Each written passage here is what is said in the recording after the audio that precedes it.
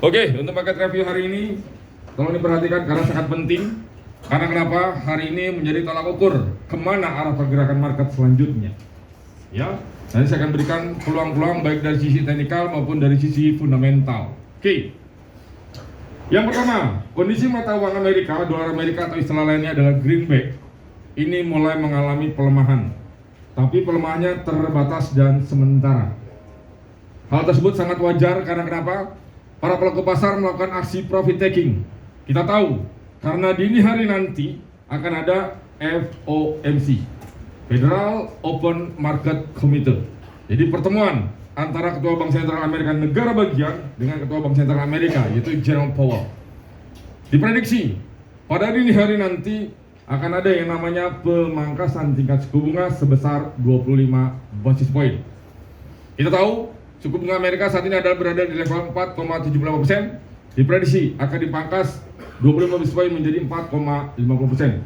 Namun yang sangat dicermati adalah mengenai statement press conference-nya, kurang lebih sekitar jam setengah 3 pagi, ya, di mana diprediksi bahwa pada tahun 2025 nanti Powell, ya, diprediksi akan kembali memangkas tingkat suku bunga, namun kurang agresif dibandingkan tahun 2024.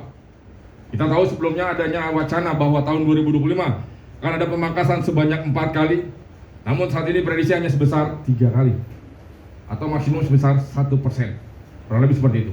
Oke. Pelemahan dolar Amerika kita bisa lihat dari indeks dolar atau DXY.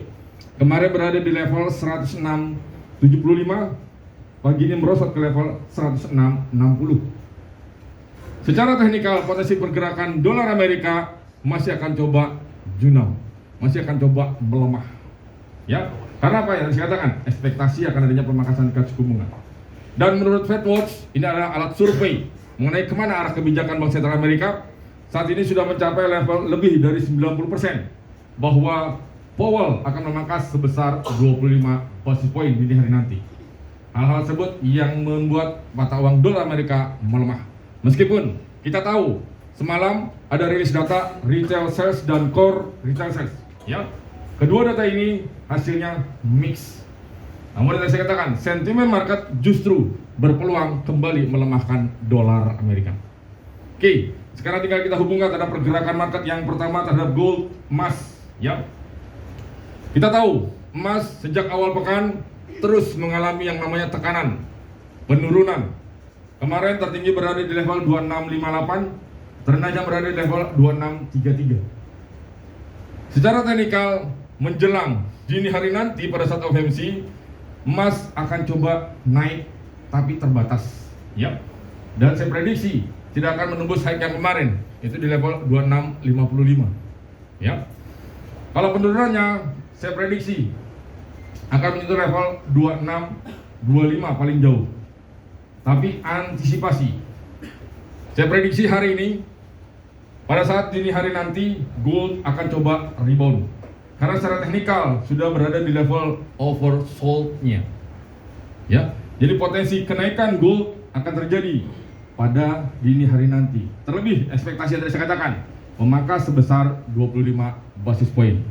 Jadi info penting yang bisa kalian informasikan ke hot prospect kalian atau ke nasabah kalian, potensi kenaikan harga emas bisa terjadi di hari ini. Oke, lanjut ke pergerakan harga minyak. Minyak bergerak turun kembali dia. Karena kenapa? Yang pertama, adanya kekhawatiran permintaan. Karena apa? China hingga saat ini masih belum jelas mengenai kemana arah stimulus yang akan diluncurkan. Karena belum ada kepastian kapan pemerintahan China akan meluncurkan stimulus tersebut. Kita tahu China merupakan salah satu konsumen terbesar minyak di dunia. Namun nanti malam akan ada rilis data crude oil inventory, data cadangan minyak mentah Amerika. Diprediksi cadangan minyak mentah Amerika akan kembali berkurang. Jika dirilis sesuai ekspektasi, maka harga minyak bisa naik, tapi terbatas karena kekhawatiran tersebut. Oke, lalu ke mata uang Euro, Pound, Aussie serta Yen. Yang perlu dicermati adalah tepat nanti di jam 2 siang akan ada rilis data inflasi Inggris CPI yang diprediksi akan naik dari level 2,3% naik menjadi 2,6%. Jika dirilis sesuai dengan ekspektasi, maka potensi berpeluang pound sterling akan menguat. Karena apa? Kita tahu, kalau inflasi tinggi, maka bank sentral akan mempertahankan tingkat suku bunganya. Ya, itu peluang yang pertama untuk pound sterling. Yang kedua, imbas pelemahan dolar Amerika juga berpotensi akan mendorong pound sterling untuk menguat. Lalu untuk di yen masih bergerak melemah dia. Karena kenapa? Diprediksi tahun ini, tepatnya di bulan Desember ini, Bank Sentral Jepang tidak akan menaikkan tingkat suku bunganya. Padahal kita tahu sebelumnya diprediksi Bank Sentral Jepang akan menaikkan tingkat suku bunga menjadi 1%. Namun karena adanya dua pandangan yang berbeda, ini yang menyebabkan yen kembali melemah. Ditambah lagi, pada wacana pada tahun 2025 nanti, Bank Sentral Jepang belum adanya satu kesepakatan kapan akan ada kenaikan tingkat suku bunga atau pemangkasan tingkat suku bunga sebanyak berapa kali di tahun 2025 nanti. Ya. Lalu di Aussie bergerak melemah dia. Tapi kalau secara teknikal, potensi Aussie sudah berada di level oversold-nya. Jadi potensi Aussie akan coba recovery, akan coba menguat. Namun secara fundamental Aussie masih dibebani oleh apa? Pelemahan dari mata uang Yuan China. Karena kita tahu China merupakan mitra dagangnya Australia. Oke. Lalu di Euro juga sama. Euro bergerak melemah dia. Karena kenapa? Beberapa rilis data seperti manufacturing, flash service PMI dari Prancis, Jerman, dan dari Eropa itu sendiri masih negatif. Hal tersebut yang membebani pergerakan dari Euro. Oke. Lalu untuk indeks saham Amerika, kalau teman-teman perhatikan, kemarin Nasdaq sudah all time high-nya, ya, padahal gap-nya juga gap up kemarin. Potensi di hari ini secara teknikal, pergerakan Nasdaq akan coba turun kembali pada saat sesi Asia dan sesi Eropa. Dan pada saat nanti sesi Amerika, di jam setengah 9 malam, akan kembali naik dia. Karena kenapa? Sangat wajar, karena pelaku pasar melakukan aksi profit taking. Dan wait and see akan hasil pertemuan FOMC dini hari nanti.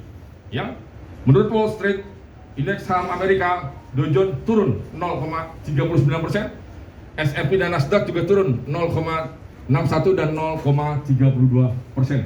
Karena kenapa? Naiknya saham Nvidia dan saham Microsoft. Bahkan untuk Dow Jones anjlok terparah secara 5 hari berturut-turut sejak tahun 1978. Lalu di Nikkei dan Hang Seng, Nikkei bergerak sideways dia. Karena kenapa? Masih simpang siurnya arah kebijakan dari Bank Sentral Jepang. Hang Seng kembali menurun dia, kembali bergerak di bawah level 20.000. Karena apa? Yang tadi saya katakan, pemerintahan China yang belum jelas mengenai kapan akan diluncurkannya stimulus. Oke, itu market review dan market news. Dan saya informasikan ke teman-teman, Jumat besok akan ada event per 3 bulanan dari R&D.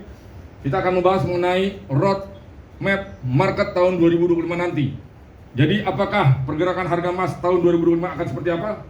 Forex juga seperti itu, indeks saham plus single stock. Dan pada event akhir tahun 2024 ini akan ada yang namanya reward plus door price lah untuk nasabah dan calon nasabah kalian. Jadi linknya sudah saya share di grup. Baik, untuk market review saya rasa itu aja. Ada yang mau ditanyakan? Silahkan.